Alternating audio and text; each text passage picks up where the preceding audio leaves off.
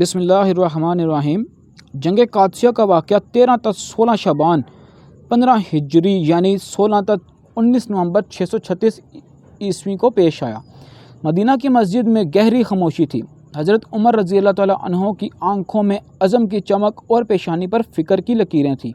سامنے حضرت سعد بن ابی وقاص رضی اللہ تعالیٰ عنہ کھڑے تھے، جو قریش کے نامور تیر انداز اور نبی صلی اللہ علیہ وسلم کے قریبی ساتھی تھے۔ حضرت عمر رضی اللہ تعالیٰ عنہ: سعد، یہ معرکہ آسان نہیں، سامنے فارس کی سلطنت ہے، ان کے پاس ہاتھی ہیں، لشکر بے شمار، مگر یاد رکھو ہم اللہ کے دین کو غالب کرنے نکلے ہیں، نہ مال کے لیے نہ شہرت کے لیے۔ حضرت سعد رضی اللہ تعالیٰ عنہ نے سر جھکا کر کہا، امیر المومنین، اللہ کی قسم ہم اسی مقصد کے لیے لڑیں گے۔ عراق میں جنوب کوفہ تقریباً 30 کلومیٹر، میدان قادسیہ میں شام کا وقت تھا۔ قادسیہ کی زمین پر غبار بیٹھ رہا تھا، مگر فضا میں کشیدگی کی بجلیاں گونج رہی تھیں۔ دور ایرانی لشکر کا شور بلند تھا، ہزاروں سپاہی زر بختر میں اونچی ٹوپیوں اور لمبے نیزوں کے ساتھ، ان کے آگے بڑے بڑے جنگی ہاتھی جن کے پیشانیوں پر لوہے کی چادریں اور گردنوں پر رنگ برنگے کپڑے بندھے تھے۔ مسلمان لشکر کی ایک طرف حضرت سعد رضی اللہ تعالیٰ عنہ خیموں میں بیٹھے کمان دیکھ رہے تھے۔ کمر کا درد انہیں گھوڑے پر بیٹھنے نہیں دیتا، لیکن ان کی آواز میں وہی جلال تھا جو دلوں کو جوش سے بھر دیتا تھا۔ پہلا دن، ہاتھیوں کا حملہ۔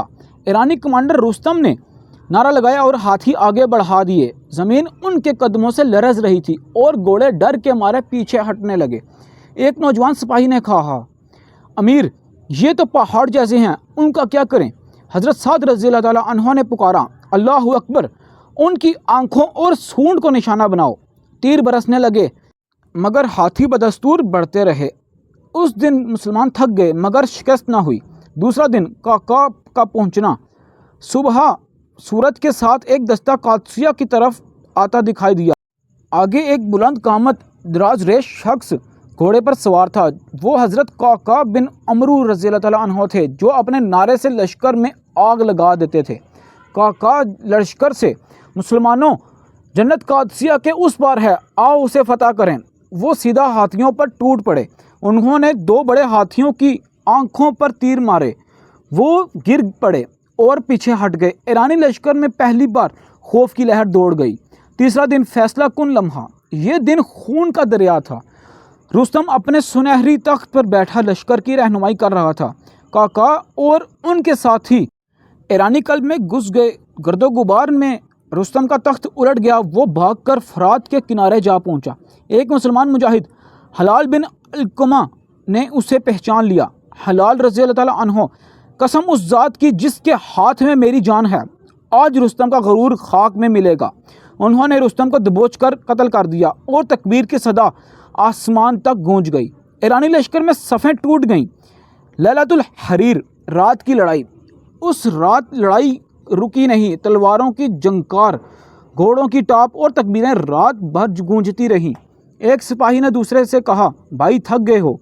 جنت کی خوشبو آ رہی ہے۔ تھکن کا سوال ہی نہیں۔ صبح ہونے سے پہلے ہی ایرانی فوج میدان چھوڑ چکی تھی۔ فتح کا سورج۔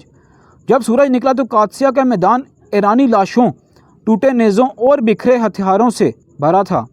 مسلمانوں نے اللہ کے حکم سے ایک عظیم طاقت کو شکست دے دی تھی۔ حضرت سعد رضی اللہ تعالیٰ عنہ نے خیمے سے باہر آ کر آسمان کی طرف ہاتھ اٹھائے، اے رب، یہ تیری نصرت تھی، ہم محض تیرے بندے ہیں۔ نتائج: فارس کی کمر ٹوٹ گئی تھی اور اسلام کا پرچم عراق میں بلند ہو گیا۔ مال غنیمت میں وہ قیمتی جواہرات بھی تھے جو بعد میں مدینہ بھیجے گئے۔ یہ جنگ ایمان، حکمت اور صبر کی جیتی جاگتی مثال بن گئی۔